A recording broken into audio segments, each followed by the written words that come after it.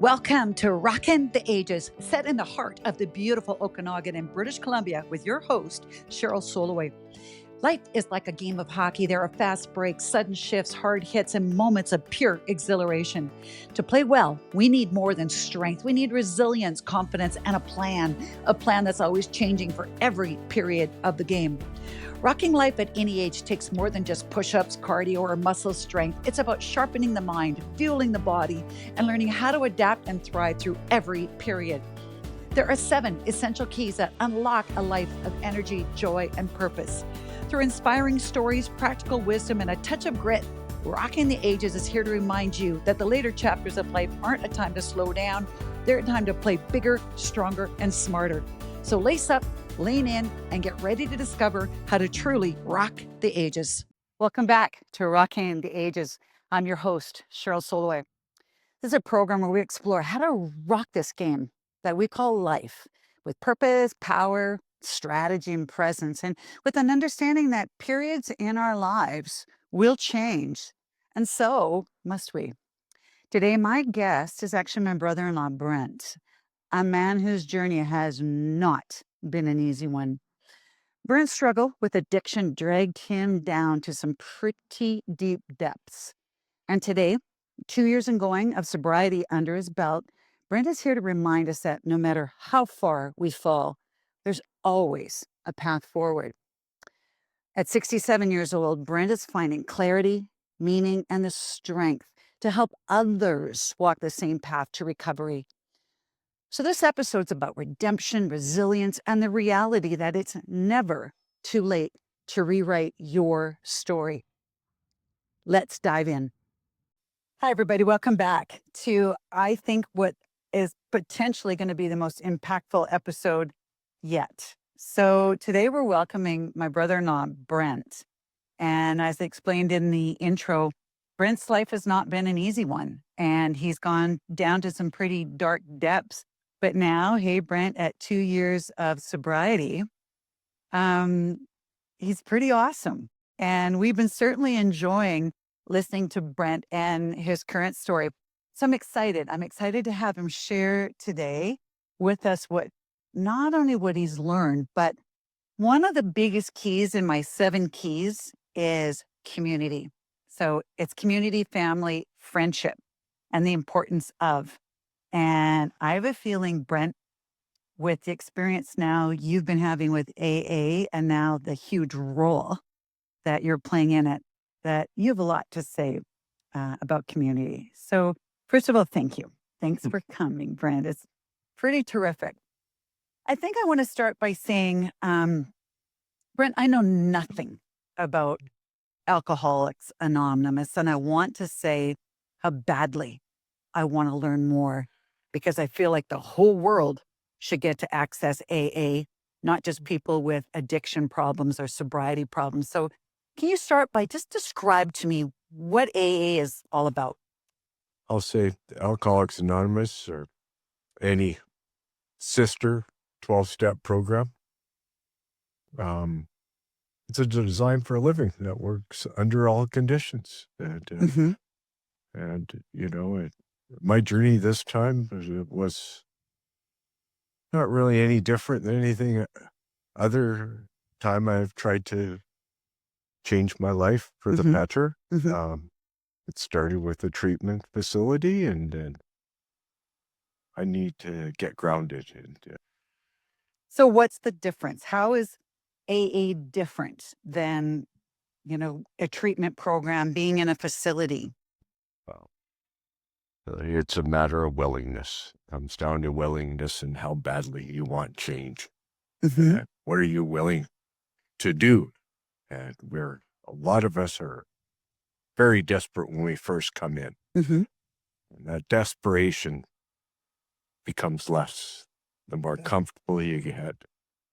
In recovering, you got your family, your friendships, all the external things that one misses so badly when they're at such a painful place in their life. And can I ask, it seems to me that too, it's not just addiction problems. It seems people with mental health issues is more prevalent than ever.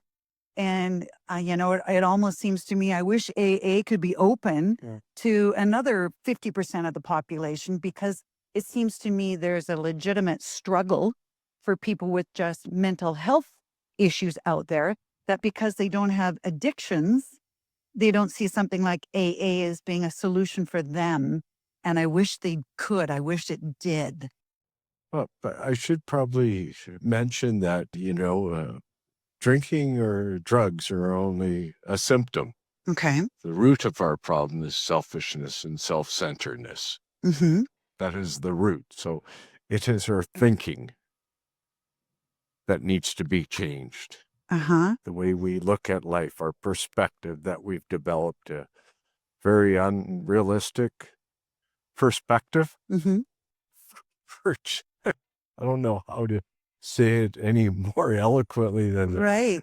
it's a thinking disease, right? And that's why you need somebody that has traveled down the path previously and to their words of wisdom and their experience. And It certainly seems like it doesn't pick and choose. So, hey, Brent, like these types of issues pick on every shape and size. I mean, I know, confidentiality is very important, especially as involved as you are with now AA community and how you're now trying to help others. But I'm sure it doesn't surprise you anymore how this also inflicts doctors, professionals. It's not like it chooses, people that you might not think would be vulnerable. It seems to pick on almost anybody for some reason or another. Like, does it still surprise you who does become addicted, who is vulnerable? I mean, even yourself, Brent, you were a well-educated man with, some pretty powerful jobs, and, rocking it. You were very successful in the corporate, in the business industry. Like, it is surprising, isn't it, who ends up falling prey or being vulnerable to this? well, guys like me, Cheryl, they describe it in our book, egomaniacs with deep inferiority complexes. Yeah. And the way for me to remedy that was always to be externally driven Mm-hmm. Okay. Okay. through attention, validation, Right. Got it. Right. So there was to make me other feel whole, to addictions. make me feel whole. There's a big, deep hole inside me. And in my perspective, the only solution Mm-hmm. is to fill it with the spiritual way of life. Nice. Oh, wow. Right. And that requires being truthful and honest with oneself, Mm-hmm. first and foremost. And then I take that out into my relationships and service to others, right? I like that. I Service like to that. others. It's essential. I'll be giving back my life if I don't continue to give back. I will go back if I don't give back. Very cool. I like that. Now, is that a mantra that I will go back if I don't give back? One of them. See, those I want to hear more about. One of Teach them. me what that sort of, I honestly believe that these teachings that communities like AA offer, seriously, it should be spread to all of us. I think I sincerely want to hear more. Can you put your finger on a time in your life when you think the vulnerability, when you maybe were at your weakest? When did things pull you in a negative way, and down the road to addiction? Do you remember how old you were? I always had some kind of anxiety or some ability seems- not to feel satisfied. I always needed something extra Okay. as opposed to. But did you know that at the time, do you think, or is it in hindsight? Do you feel as a teenager then, did you know that you had that feeling? Yeah, my emotions were not quite as grounded as people like my brother. Okay. Okay. I know your brother. Well, here's where I'm going to go to with this, Brent, is I have a bit of a theory 3 or 4 episodes ago, I had the pleasure of interviewing Dr. Christine Hatfield, and her specialty is hormone replacement therapy. Okay. And so, HRT is a buzzword, but mostly right now for perimenopausal and menopausal women. And to me, it seems like hormones play such a huge role almost from the minute that they kick in. So we see children, in my opinion, change at 11 years old and 12 years old. And I'm talking both boys and girls, that when those hormones start to kick in, what was once, a very happy go lucky child at 10 can suddenly see quite dramatic changes. And I think as parents, too, we just chalk it up. Oh, those are hormones. We don't know how to deal with it. But I've got good friends of mine whose daughters are very critically anorexic.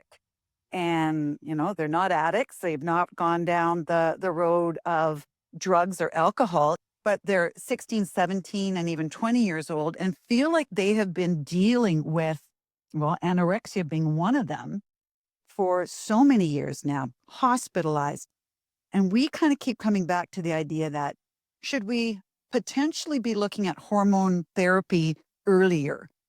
Would that have helped? And I don't know as you can answer that if you know, but I'm just curious.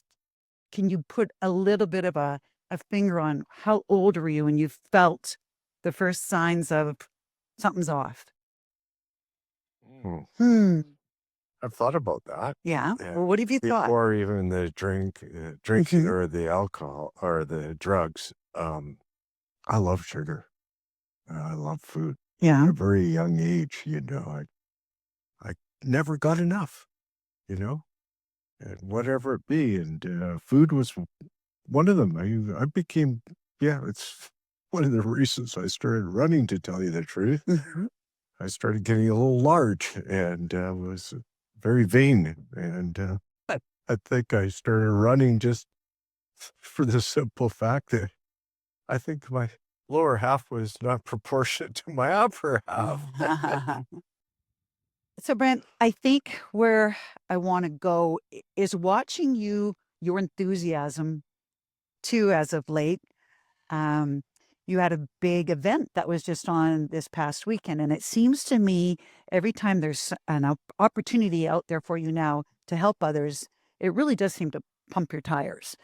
Um, can you tell me a little bit, first of all, about are there certain personality types or cases that do attract your attention that you think you can be especially helpful? Or do you have this pretty open slate? Describe that to me. I think I should say, Cheryl, that it doesn't come willing.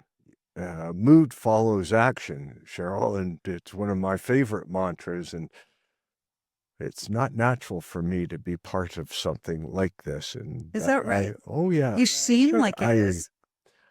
I appear that way Good because for you. that's the It's a good result start. after. That's the Okay. results I get as a result of being of service and being part of a team. Yeah.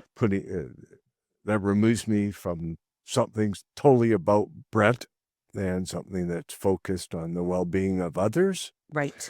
And I get into it once I start. Good for you. The beginning is always difficult. It's like running a marathon or doing anything else. I like It's the analogy. it's difficult to get going sometimes, but Right. I love the results. I should say, Cheryl, too, that without pain, a lot of us don't change, and especially me. And I was very stubborn, and some of us got higher pain thresholds, and pain is the touchstone for all spiritual growth, and at least it was for me. But also, Brent, that, it is a disease. So how do we differentiate that it's not, I think, it can't just be willpower and self, in awareness or like what portion of this is a disease? It doesn't let me off. Whether it is a disease or it's not a disease, Is that it right? doesn't matter. It Okay. creates problems in my life. Uh-huh. And I hurt people that I love so much and care about, and I got stuck. I got stuck, and it doesn't matter. I am responsible for my life. No matter how old I am today, I am responsible, and there are consequences, and initially I'm not responsible for my disease, but I am responsible for my recovery. So it's like every single day. Every single Right, day. The that moment I part wake up I is get. how I look at the world, Yeah. and without my template, which comes through the 12 steps and all the spiritual resources I have. I'm very fortunate. I think. Can you I list for me the 12 steps? There's 12 of them, but, I'm curious. No, we can't. Oh, we hear them at every meeting. Okay, So well, I don't mean it because I have not heard them. I don't know if I can recall them all. Some of them. Talk What are the about. top ones? Tell me the top ones that ring true for you. Step 1 is the only step you can do 100%, as they say, and one, we admitted we were powerless and our lives had become unmanageable. Okay. There, you have to feel that deep down within, and with no reservations of any kind. Mm-hmm. It doesn't matter, job, family, girlfriend. The number one, without my sobriety, I have nothing. Okay. Nothing. So it's to really understand at a really deep level, and each person has their own experience. Mm-hmm. And I had to get to a place, and I actually know it didn't happen for about it was roughly 6 months, where I knew undoubtedly that I was here to stick, and I was prepared to stay no matter how painful it was, no matter what I had to do, with absolutely no reservations. If I had to stand on my head for 24 hours, I was going to do that if that was required, in order to have a decent life that I knew was possible, provided I stay clean, and I had to go through what I had to go through. Good And for it's a you. very painful process. Mm-hmm. And it's not for the meek of hearts. It takes courage. Okay. And sometimes you get weak, but I got lots of support around me if I'm willing to use it. Uh-huh. But I remember. So tell me what that support looks like. Like, is it a phone call? Is it a text message? Is it I know these meetings. I want to hear more about that. Describe to me what this support looks like. Oh, it's a community. Uh-huh. Like that word a lot. Yeah. It's a community. It's a connection where people understand us. People like you, Cheryl, or my beloved brother, they don't get me. We don't. Nobody's ever gotten me, really. Yeah. Other than these people get me. Right. I could come in and say whatever, and you think I'm crazy, and my brother will think I'm crazy, for example, and I'll go to a meeting, and we sound like we understand each other. Well, and that makes sense. That's great, isn't it? Yeah. You talk about your brother Brent, and I'll have one thing I share about him that I don't get and I don't share. Your brother has a horrible fear of heights. Yeah. He absolutely cannot stand heights. And so we were in Utah this winter hiking a beautiful, it's called Angel's Landing. And midway up, all of a sudden, Jay had to get down on his hands and knees, and he was paralyzed. He couldn't go any further. The height was absolutely making him panic to some degree. And if I don't have any fear of heights, so if you don't feel it, you don't feel it. I'm not comparing it to the level of what you're talking about, but you're right. I don't get it. I can try to be empathetic. I can try to learn more about addiction and how to be helpful and play a role in that. But you're right. Like for those of us that don't get it, we don't get it. So these meetings, they're everywhere. It feels like every city, every community, all the time. So when do these meetings happen? Sure, I could travel the world, and I could be in any country and in any city, and I will find an AA community. There's meetings everywhere in the world, so I never have an excuse to feel alone ever again. Okay. Or feel like I got to do this alone. Yeah. because you can't do this alone. Yeah.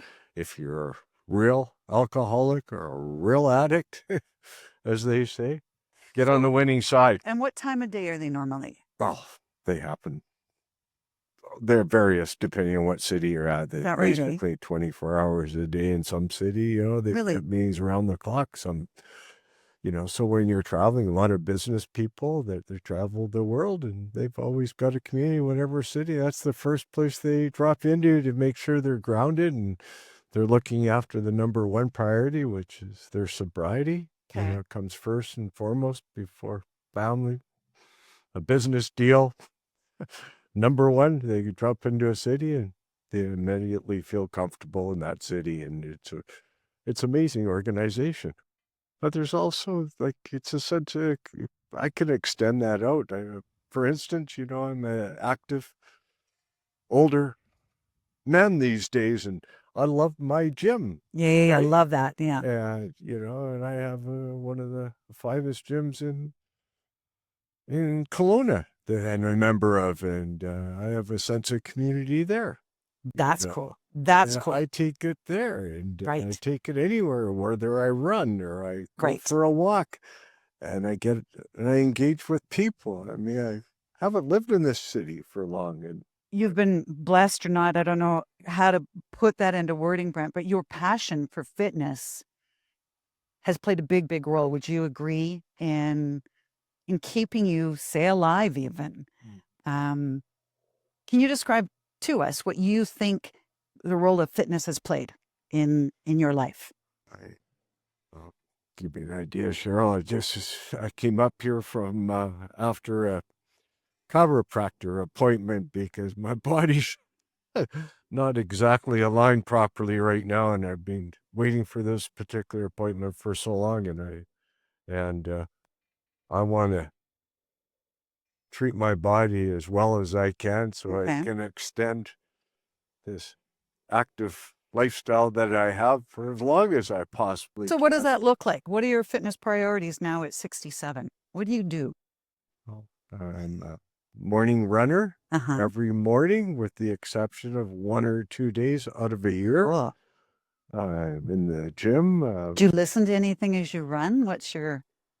Oh, yeah, stuff that touches me deep down, and I've got a number of themes that I've got on my soundtrack. So is that music? Is it podcasts? Is it, what do you run to? Podcasts, I have to be still to listen You do? to. Okay. Yes. But running wise, my You've got themes are music's love. playlist. The other one's introspection. So I have themes to my songs that I've compiled, and I can. There's power in movement. There is power in movement. I agree. I agree. I can go real deep. I'm in another world. When I'm running, it's called, I refer to as active meditation. Okay. And some of my most inspiring kind of ideas come from me being alone, running in solitude. Right. I'm not alone. Yeah. I'm in solitude. Right. I'm in a quiet place, and I just let the mind go. Okay. And there's definitely, I think, a mindset peace to runners that they get. Again, something I don't get, so I can't quite understand it. I find running painful, and you know, it's a mental hurdle that I mean, I can run some, but again, like, that's so cool that is something that feeds you and nourishes your soul. Cheryl, it's the only thing I really have control over. Uh-huh. Besides my effort and my attitude, the only two things I got control over. Can control these feet, and that's a really comfortable place to be. Good. With knowing that I can control something in my life. A couple of episodes ago, Brent, I had a guest that brought up the fact that we have, I think, a drinking habit through a large portion of our population that would deny the fact that they're alcoholics. They just happen to drink every single day. And I'm going to say that your brother and I, we could categorize ourselves in that category too. What's your opinion on that? How much do you feel the population in general, realistically, are borderlining on that alcoholics label or category. It seems to me, especially in this third period, for those of us that retire. So now we've got more time on our hands. We've got more income on our hands. And so to buy those bottles of wine becomes easier to do. And I'm going to say within our own social circles, I'm finding it a little alarming how easy it's become to drink. I know it's beyond what should be acceptable. It is that bottle of wine leading into 2 bottles of wine every single night. And the reasons being that, oh, making it acceptable. So I would like to get the message out to those of us navigating this third period that we need to be careful why we are drinking. Is it loneliness? Is it boredom? What is it that's triggering it? Because is it a slippery slope to go down that road where it's a problem? That's all. I don't know the answer to that. Cheryl, And I don't you think got you know the the wrong answer. audience you're talking to right now. Really? Because I don't understand you. Yeah. Yeah. I drink for effect. I drink to escape. Okay. I don't know how to stop, no matter how important that date or time or appointment be. I don't have an off switch. Got it. Once I Well start, said, actually, Brent. I like once I that. start, Yeah. I will sacrifice anyone and anything for the next one. And That that's was brilliant. including the love of my family, Yeah. my nephews, Yeah. my job, Huh. my relationship. Yeah. Nothing becomes more important than the next drink. So when somebody says that you love X more than you love me, that ain't the truth. They just don't understand the powerlessness that we have. Once we start, we can't stop. Just can't. Impossible. I will do anything. I will go anywhere and do nothing's off the table when it comes to getting that next one. So my ability to stay stopped is absolutely critical. That just, a light bulb just went off. That was very well said. Yeah, I love how you just define that big difference. And that, yeah, that inability to stop is the difference. Interesting, Brent. That was very well said. Can you tell me, okay, let's go back out to now that you are helping others, and as you said, if you're not of service to others, that you began the program with that saying. Can you describe to me some of the people that you are helping now and how they got to where they got to? I mean, I think they're various ages. Tell me a bit about that. Who's occupying your thoughts right now?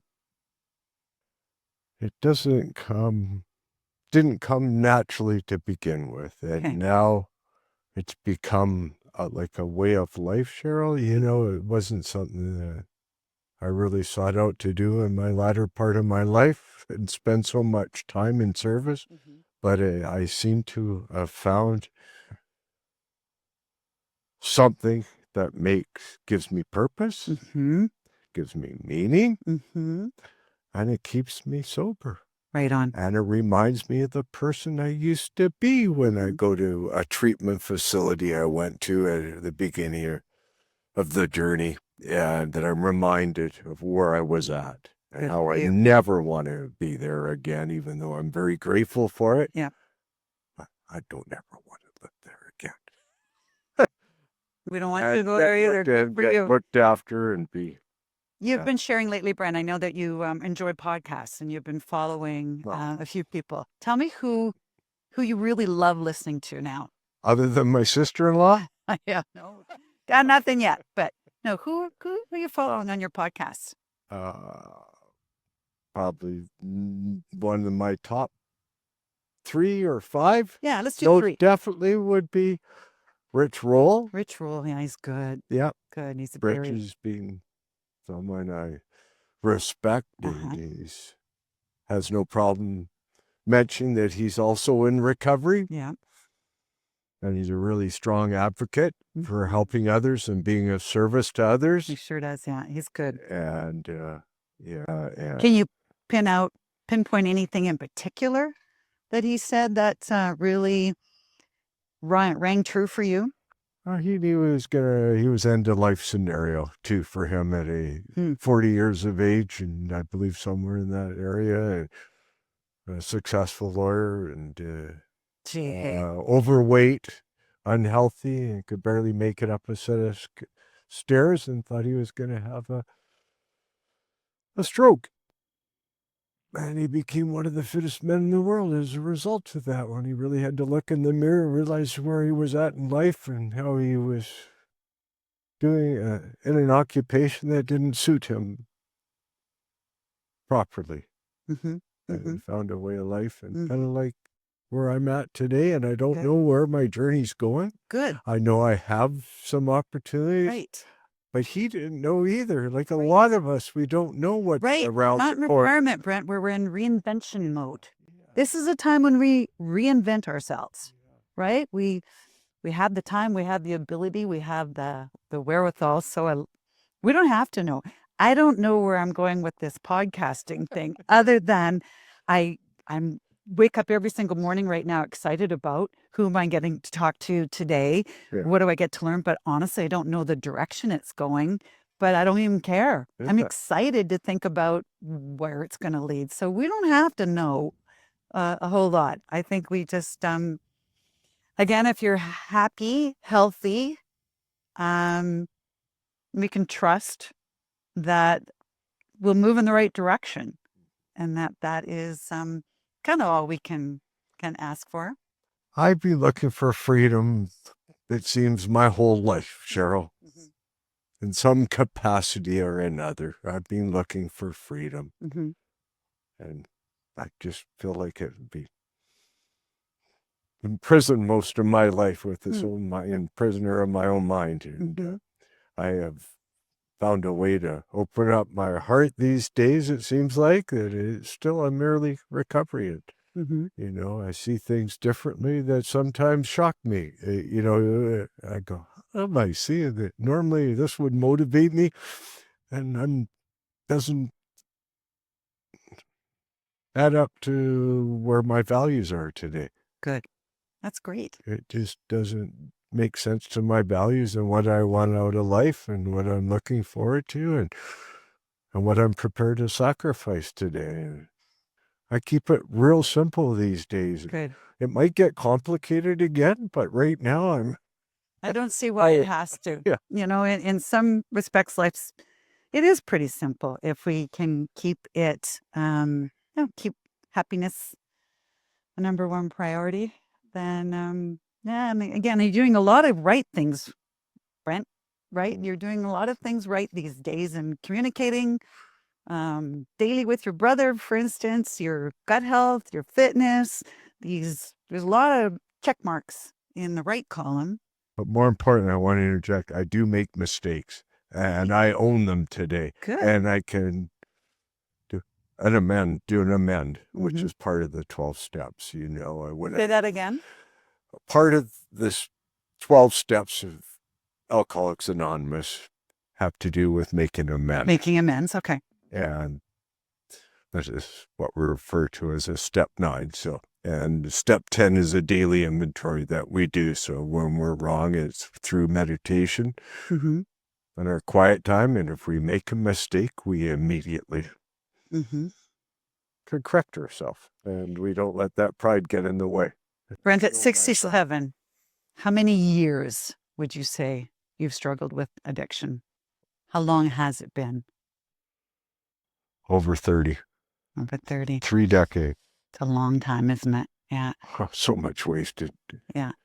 But you know what? Again, I wouldn't be here. So go back to my hockey analogy. You didn't have a great second period. You know what? You didn't score any goals. You're on the fourth line. You sat in the bench a lot in the second period, but now it's the third period. So now you got to sharpen your skates, take shorter shifts, just have a great third period. I've had this discussion lately with quite a few people, and I have a gal that's going to come next week, actually, talking. She's 31. So, you know, our analogy there is there's a lot of 25, 26-year-olds out there struggling and wondering where they, or doing their jobs aren't where they thought they would be, say, at 30. And again, I love saying to them, so you didn't score a goal in the first period. Second period. Oh, people get hat tricks in the second period, or some people don't. So maybe it's the third period. And maybe the third period is the one where you come out with a hat trick, or you're the guy in the ninth inning of the baseball game that just feels good about your game and what you've been doing. Like it's seriously never too late, right? Like to feel that there's that great analogy. Hockey I love. And so anyway, Brent, it's chilly here. So I think we are, I do appreciate your time and very much appreciate you sharing. I hope to talk to you again next year. Yeah. And we'll share what's happening next year and see what you have to tell us then about what 3 years of sobriety looks like and sounds like. Okay? Absolutely, Cheryl. Okay. Brent's story is one of courage, not the kind that shouts, but the kind that quietly chooses healing every single day. He shows us that aging isn't just about adding years, it's about adding depth, compassion, and intention. So whether you're just starting over or helping someone else do the same, I hope Brent's journey gave you hope. So if you found in this conversation some value, please share it with someone who might need to hear it. Please subscribe to Rockin' the Ages and leave a review. Your support helps amplify voices that matter. So until next time, stay strong, stay open, and keep rocking your age, wherever you are in this journey. Thank you so much. I'm Cheryl Soloway.